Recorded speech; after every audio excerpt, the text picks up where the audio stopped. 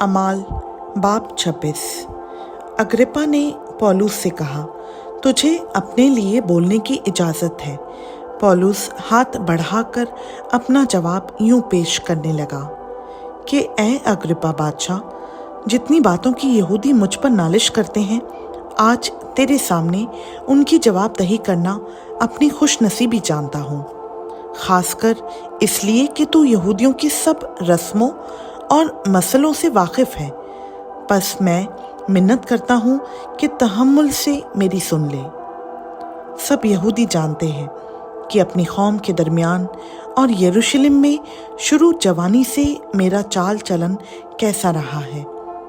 चूँकि वो शुरू से मुझे जानते हैं, अगर चाहें तो गवाह हो सकते हैं कि मैं फरीसी होकर अपने दीन के सबसे ज़्यादा पाबंद मज़हब फ़िरका की तरह ज़िंदगी गुजारता था, और अब उस वादा की उम्मीद के सबब से मुझ पर मुकदमा हो रहा है जो खुदा ने हमारे बाप दादा से किया था।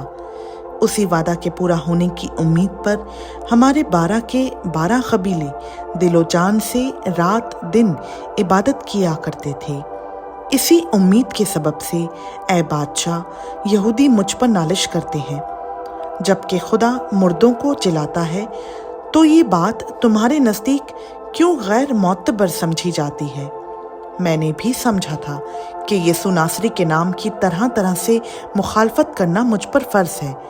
चुनाचा मैंने यरूशलेम में ऐसा ही किया और सरदार काहिनों की तरफ से इख्तियार पाकर बहुत से मुक़द्दसों को क़ैद में डाला, और जब वो कत्ल किए जाते थे तो मैं भी यही राय देता था, और हर इबादत खाना में उन्हें सज़ा दिला दिलाकर ज़बरदस्ती उनसे कुफ़र कहलवाता था, बल्कि उनकी मुखालफत में ऐसा दीवाना बना कि गैर शहरों में भी जाकर उन्हें सताता था। इसी हाल में सरदार काहिनों से इख्तियार और परवाने लेकर दमिश्क को जाता था। तो ए बादशाह, मैंने दोपहर के वक्त राह में ये देखा कि सूरज के नूर से ज़्यादा एक नूर आसमान से मेरे और मेरे हम सफ़रों के गिर्द गिर्द आ चमका। जब हम सब ज़मीन पर गिर पड़े तो मैंने इब्रानी ज़ुबान में ये आवाज़ सुनी कि ए साउल, तू मुझे क्यों सताता है? पैने की आड़ पर लात मारना तेरे लिए मुश्किल है। मैंने कहा, ए खुदावन, तू कौन है? खुदावन ने फरमाया, मैं यीशु हूँ जिसे तू सताता है। लेकिन उठ, अपने पाँव पर खड़ा हो, क्योंकि मैं इसलिए तुझ पर ज़ाहिर हुआ हूँ कि तुझे उन चीज़ों का भी खादिम और गवाह मुकर्रर करूँ जिनकी गवाही के लिए तूने मुझे देखा है, और उनका भी जिनकी गवाही के लिए मैं तुझ पर ज़ाहिर हुआ करूँगा।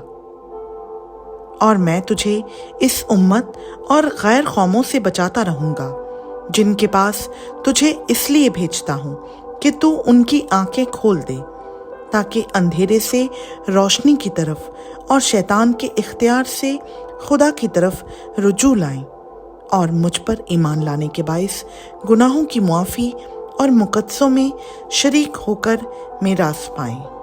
इसलिए ए अग्रिप्पा बादशाह, मैं उस आसमानी रोया का नाफरमान ना हुआ, बल्कि पहले दमिश्कियों को, फिर यरूशलेम और सारे मुल्क यहूदिया के बाशिंदों को और गैर कौमों को समझाता रहा कि तौबा करें और खुदा की तरफ रुजू लाकर तौबा के मुआफ़िक काम करें।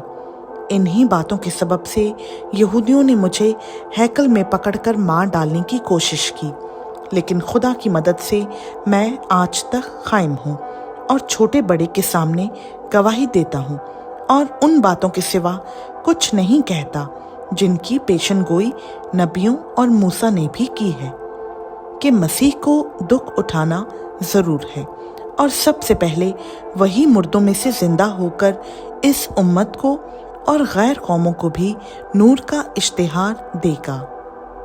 जब वो इस तरह जवाबदही कर रहा था तो फेस्तुस ने बड़ी आवाज़ से कहा, ए पौलुस, तू दीवाना है, बहुत इल्म ने तुझे दीवाना कर दिया है। पौलुस ने कहा, ए फेस्तुस बहादुर, मैं दीवाना नहीं, बल्कि सच्चाई और होशियारी की बातें कहता हूँ। चुनाचा बादशाह जिससे मैं दलेराना कलाम करता हूँ ये बातें जानता है और मुझे यकीन है कि इन बातों में से कोई उससे छुपी नहीं, क्योंकि ये माजरा कहीं कोने में नहीं हुआ। ऐ अग्रिप्पा बादशाह, क्या तू नबियों का यकीन करता है? मैं जानता हूँ कि तू यकीन करता है। अग्रिप्पा ने पौलुस से कहा, तू तो थोड़ी ही सी नसीहत करके मुझे मसीही कर लेना चाहता है। पौलुस ने कहा, मैं तो खुदा से चाहता हूँ कि थोड़ी नसीहत से या बहुत से, सिर्फ तू ही नहीं बल्कि जितने लोग आज मेरी सुनते हैं मेरी मानंद हो जाएं, सिवा इन जंजीरों के। तब बादशाह और हाकिम और बन्नीके और उनके हमनशीन उठ खड़े हुए और अलग जाकर एक दूसरे से बातें करने और कहने लगे कि ये आदमी ऐसा तो कुछ नहीं करता जो कत्ल या कैद के लायक हो। अग्रिप्पा ने फेस्तुस से कहा कि अगर ये आदमी कैसर के यहाँ अपील ना करता तो छूट सकता था। खुदावंद का पाक कलाम का पढ़ा, सुना, समझा और कबूल किया जाना हम सबों के लिए बाइस बरकत हो। आमीन।